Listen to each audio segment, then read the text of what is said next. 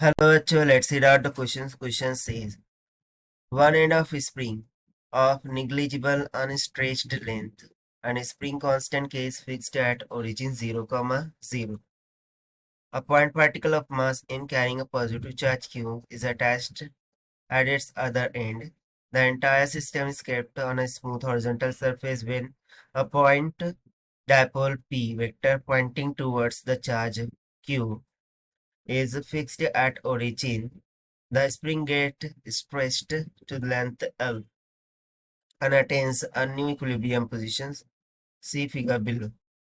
If the point mass is now displaced slightly by delta L, which is very less than to L, from its equilibrium position and released, it is found to oscillate at frequency 1 by delta under root k by m.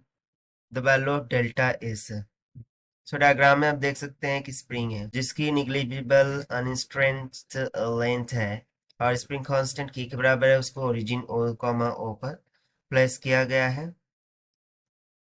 अब एक point charge मास वो positive charge ये carry करता है, यानी उसको इसके spring के साथ अटैच कर दिया गया है, और एक पॉइंट डाइपोल जो कि पॉइंट कर रहा है टूवर्ड्स दिस क्यू, उसको ओरिजिन पर फिक्स किया गया है, जिसके कारण से स्प्रिंग एल लेंथ तक स्ट्रेच कर जाती है ताकि वो न्यू इक्विलिब्रियम पोजीशन को अटेन कर सके।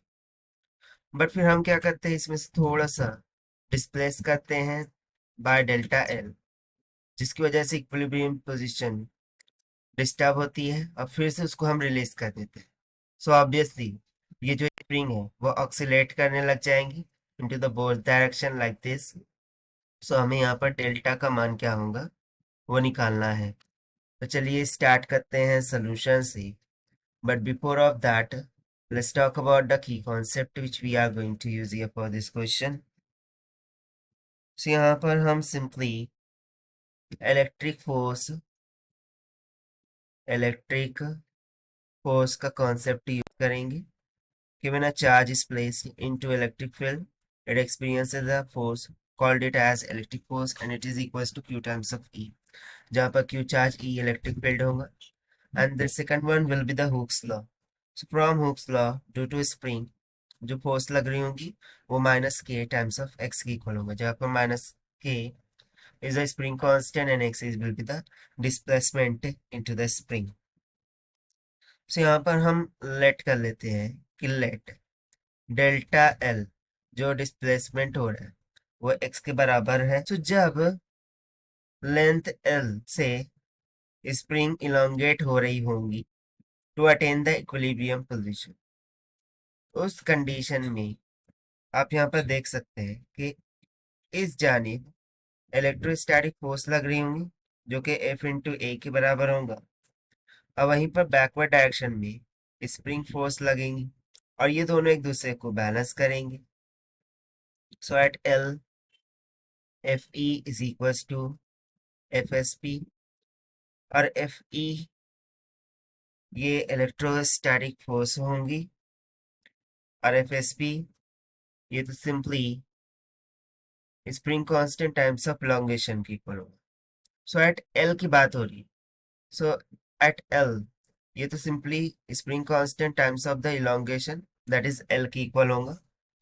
अब वहीं पर यहाँ पर जो इलेक्ट्रोस्टैटिक फोर्स है बेसिकली वो charge times of electric field तो होगा, but in terms of dipole यदि हम इसको लिखें, ठीक है, इन टर्म्स ऑफ डायपोल, सो ये सिंपली हो जाएगा 2k P Q divided by L का क्यू। क्यों ऐसा? क्योंकि यहाँ पर देखिए ये जो P है और ये Q है ये दोनों पर इक्वल चार्जेस है, ठीक है, और ये एक तरीके से डायपोल की तरह वर्क कर रहे हैं। So in terms of dipole जो इलेक्ट्रिक फोर्स होती है उसका फॉर्मूला होगा F is equal to 2k Q1 Q2 divided by R का क्यूब, जहाँ पर Q1 Q2 will be the two charges, K is the Coulombian constant and R will be the distance between them. So उसी के द्वारा हमने ये यहाँ पर एक्सप्रेशन राइट डाउन किया। अब हम नेट फोर्स को निकालेंगे So net force, this must be equals to the spring force minus the electrostatic force. So this will be equals to, so देखिए ये नेट फोर्स हम कब निकाल रहे हैं, माना कि जब स्प्रिंग को हमने डेल्टा एल से डिस्प्लेस किया। ठीक है, अब हम क्या कर रहे हैं, स्प्रिंग को डेल्टा एल से डिस्प्लेस कर रहे हैं, जिसको हमने बेसिकली एक्स के इक्वल माना है, और फिर उसको रिलीज कर रहे हैं तो ऑक्सीलेशन कर रहा है। तो जैसे ही हम इसको एक्स डिस्टेंस से आगे की तरफ डिस्प्लेस करेंगे, सो ऑलरेडी ये डिस्टेंस कितना था एल, और एक्स से डिस्प्लेस किया तो टोटल डिस्टेंस कितना हो जाएगा, L plus x. So now in this case, the spring force is going to be k times of the total distance L plus x. Got it? Minus में उस तरीके से इलेक्ट्रोस्टैटिक फोर्स अब क्या हो जाएंगे, q times of 2kp divided bye जो भी डिस्टेंस है वो उसका होल क्यूब, यानी कि L प्लस एक्स का क्यूब हो जाएगा। अब इसको हम थोड़ा सिंप्लीफाई करते हैं, so will get F net is equals to k times of x plus में के एल माइनस में q times of K P divided by L का क्यूब, यानी कि मैंने यहाँ से एल क्यूब को कॉमन निकाला है डिनोमिनेटर से, और साथ ही साथ जो रिमेनिंग पार्ट है उसको हम अलग ब्रैकेट में लिख देंगे, डेट इज 1 माइनस में 3x डिवाइडेड बाय एल के बराबर।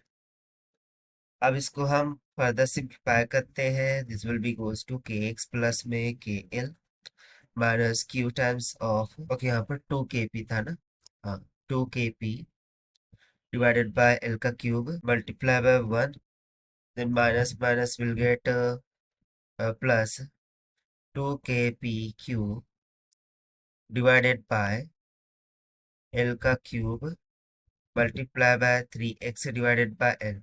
अच्छा यहाँ पर ये हमने किस तरीके से किया है, so let me just introduce this. जैसे मैंने यहाँ से एल क्यूब कॉमन निकाला, तो ये क्या बन जाएगा 1 plus X by L that whole to the power 3। So आपने एक फॉर्मूला पढ़ा होगा 1 plus X to the power n, इसका अप्रोक्सीमेट वैल्यू ये किसके इक्वल हो जाता है, 1 plus n times of X के। तो उसी का यहाँ पर हमने यूज किया है, कैसे देखिए, यदि मैं 1 प्लस एक्स को ऊपर की तरफ ले जाओ तो ये हो जाएगा 1 plus X by L that whole to the power minus 3। So इसका अप्रोक्सीमेट वैल्यू हो जाएगा 1 माइनस में 3x बाय एल। ठीक है, तो यहाँ पर हमने ये अप्रोक्सीमेशन का यूज किया है, तो इसके अकॉर्डिंग हमें ये एक्सप्रेशन मिल गया। इसको फर्दर सिंप्लीफाई करने पर के एक्स प्लस में के एल कॉमन निकाल लिया, सो 1 से 1 कैंसिल, यानी कि यहाँ पर सिंपली बच जाएगा 3x बाय एल, एल से एल कैंसिल, तो 3kx और ये 1kx 4kx के इक्वल हो जाएगा। ठीक है, सो यहाँ पर मुझे net force 4 times of kx की इक्वल मिल गई। अब टाइम पीरियड ऑफ ऑक्सीलेशन क्या होता है, t is equal to 2 pi under root में mass upon the spring constant that is k। So इसको हम k डैश मानेंगे। सो अकॉर्डिंग टू अब एक्सप्रेशन, यदि मैं यहाँ पर देख, तो ये जो k डैश है वो तो 4 टाइम्स ऑफ k की इक्वल आया है। सो जो टाइम पीरियड ऑफ ऑक्सीलेशन है t डैश हम बोलेंगे, to make the difference it is nothing but equals to 2 pi under root में m divided by 4k। so यहाँ से 4k equivalent it's coming about 4 times of k। so यानी कि k equivalent यहाँ पर 4k है। so ये 4 को यदि मैं बाहर निकाल लूँ, ठीक है, so it will comes like a 2, 2 से 2 कैंसिल, so हमारे पास टाइम पीरियड ऑफ ऑक्सीलेशन कितना आ जाएगा, पाई अंडर रूट में m डिवाइडेड बाय k की इक्वल। बट हमें तो फ्रीक्वेंसी ऑफ ऑक्सीलेशन कैलकुलेट करना था f, which is nothing but equals to 1 by t। से यहाँ से f will be equals to कितना आ जाएगा, 1 अपॉन पाई अंडर रूट में k डिवाइडेड बाय m की इक्वल। और देखिए यही होगा हमारा रिक्वायर्ड आंसर, क्योंकि देखिए यहाँ पर वही oscillation of frequency 1 by delta k by m की इक्वल दे रखा है। सो इसको हम इक्वेट कर देंगे 1 बाय डेल्टा अंडर रूट में k डिवाइडेड बाय m से. So on comparing, the value of delta will become sort equals to pi, यानी कि approximately 3.14 के इक्वल आ जाएगा. और यही हो जाएगा हमारा required answer to this question. I hope you understand. Full best of luck. Thank you.